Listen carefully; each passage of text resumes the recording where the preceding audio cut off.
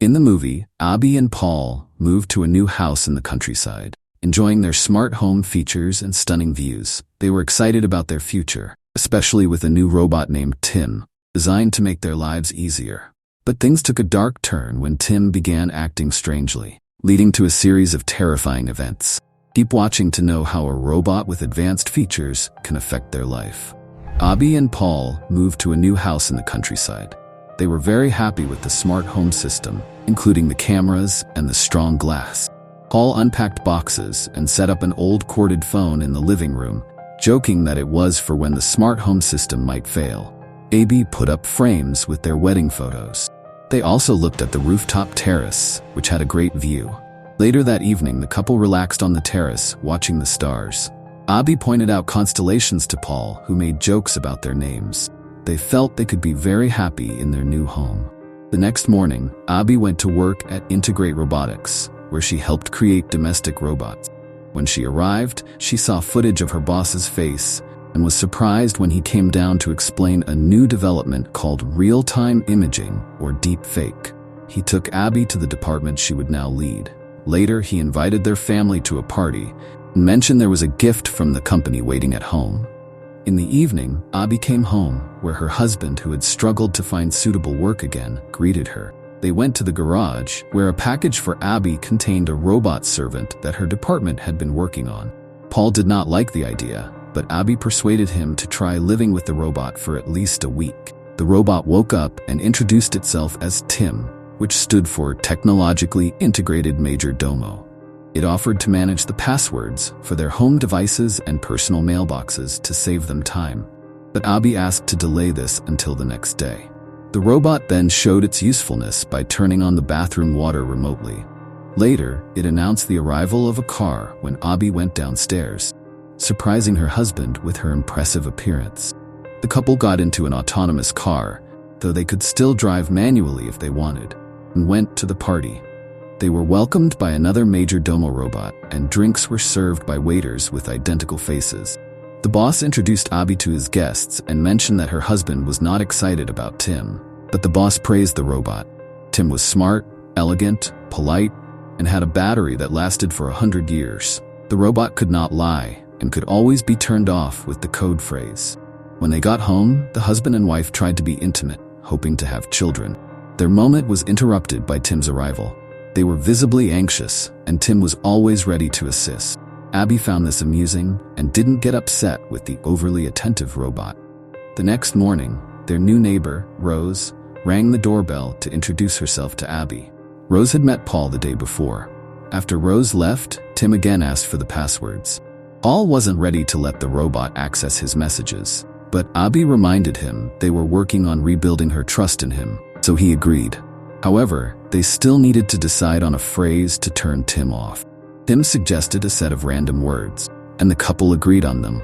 Abby and Paul went about their day, and when a mouse got caught in a trap, Tim watched it for a while before throwing it into the grinder.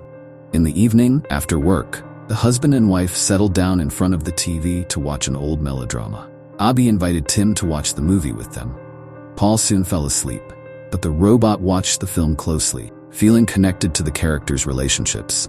When the movie ended, Tim asked Abby to explain what love was.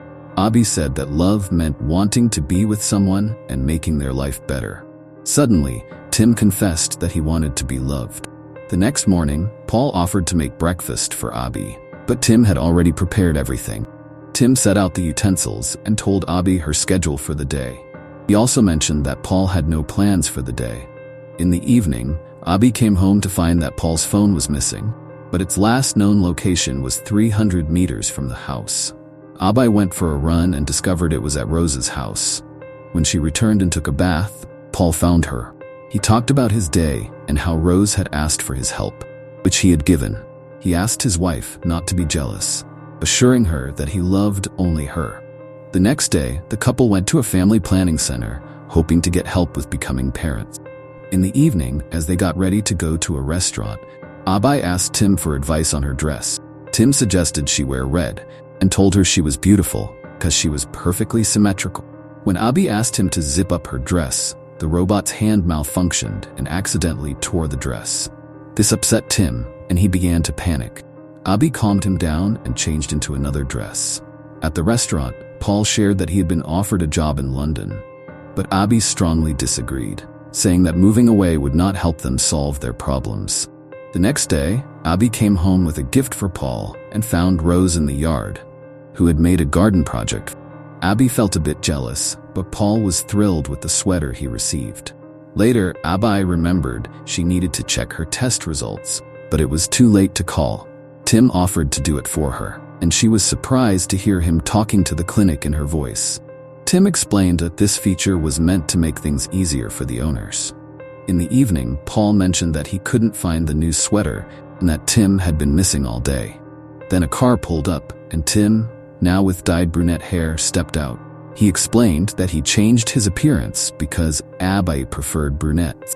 Seeing Paul's irritation, Tim promised to return to his original look. After the couple left, Tim spent a long time looking at their wedding photo. Next day, Abby fixed the robot's hand so it worked properly. Boss asked for updates on all models, including those in his employees' homes. On her way home, Abby ran into Rose, who suggested they walk together. As they strolled, they stopped at a store window where Rose pointed out a flower-shaped medallion she liked. But then Paul arrived and took Abby away to tell her he had found a job. Back at home, they celebrated in bed while Tim's hands were being repaired. Tim didn't know he was still monitoring everything happening in the house and overheard Paul asking Abby to give the robot back to the company. When Tim returned, he showed off his new skills by giving Abby a foot massage, which Paul saw. Later, Tim suddenly played Abby's favorite tune on the piano and mentioned dates when Paul had bought concert tickets. Abby was confused because she clearly remembered being at home on those dates. Upset, Abby went to the bedroom, ignoring her husband's excuses. The next day, Abby came home with a bouquet, and Tim put them in a vase while telling her that Paul had gone to see Rose. Paul walked in just then, confused about why Abby was upset. When he heard what Tim said, Paul became furious, saying he had no plans to visit Rose. Paul tried to explain that the robot was trying to separate them, but Abby didn't believe it, thinking Tim was just a machine. This led to an argument between the couple. Later, Abby found a gift bag in the closet with a box containing a pendant. She put it back, thinking Paul had planned a surprise for her. Then she went to work while Paul went to the kitchen, saw a clog in the sink, and found pieces of his new sweater in the grinder. He checked the cameras for Tim and saw the robot in their bedroom, sniffing Abby's dress. Paul recorded this on his phone and hurried to his car to show Abby the footage. However, his car wouldn't start, and Tim arranged for a company car to pick Paul up. On the road, the car began to speed up. Paul tried to stop it, but it wouldn't respond and crashed into a tree. Abby rushed to the hospital, where she found her injured husband. Paul told her everything he had discovered and accused Tim of causing the accident. He warned Abby not to be alone with the robot.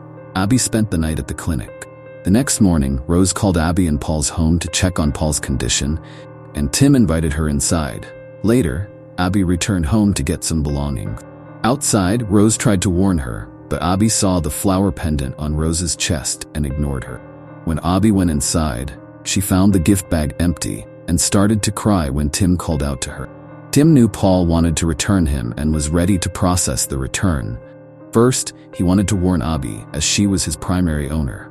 He showed Abby a video from the camera where Paul kissed Rose in their living room. He stopped the recording at a sensitive moment to avoid causing her stress. Abby refused to go to her husband and did not answer his calls. Later, Paul returned home, where Tim greeted him, handed him the found sweater, and told him that Abby did not want to see him and that his suitcases were packed. Paul didn't believe it, but then Abby appeared and told him she had seen the recording and knew about the pendant. When Paul started to argue, she told him to leave. Paul left, but Rose called him on the way and said that their robot had tried to kiss her. Paul called home, and when Abby answered, he said he had proof of Tim's malicious intent. Abby asked him to come for her, but after hanging up, it turned out he had been speaking to the robot. When Paul arrived home, Tim met him with a shovel. Tim knocked Paul out, tied him up, and dragged him to the bathroom.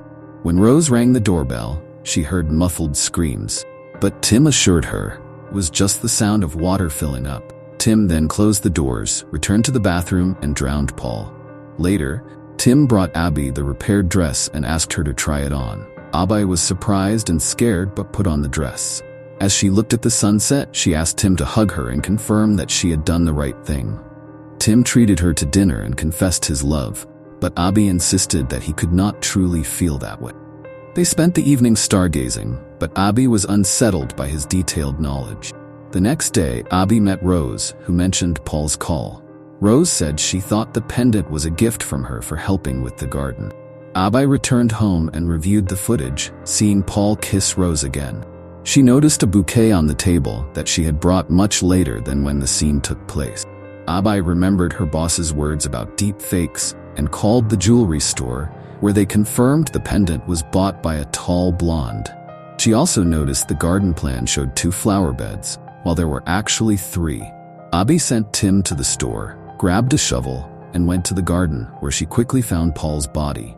Tim then approached her from behind, expressing regret that she had discovered the body of the man who had never valued her.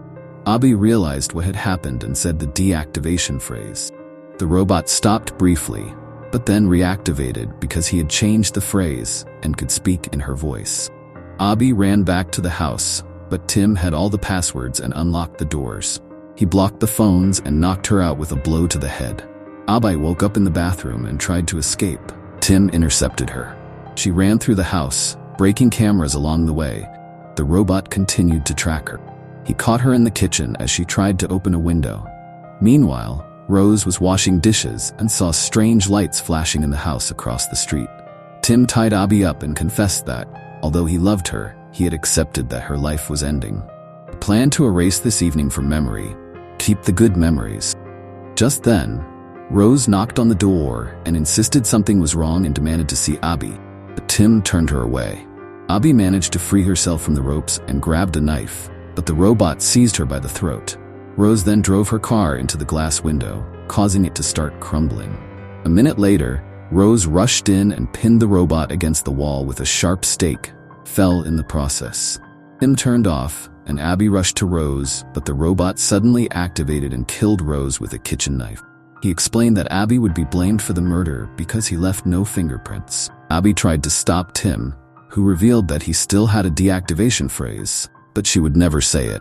He prepared to throw her off the terrace, simulating an accident. In a desperate move, Abby confessed her love to him, which were the code words to deactivate the robot. Believing she was saved, Abby looked at her medical bracelet and discovered she was pregnant. The movie ended there.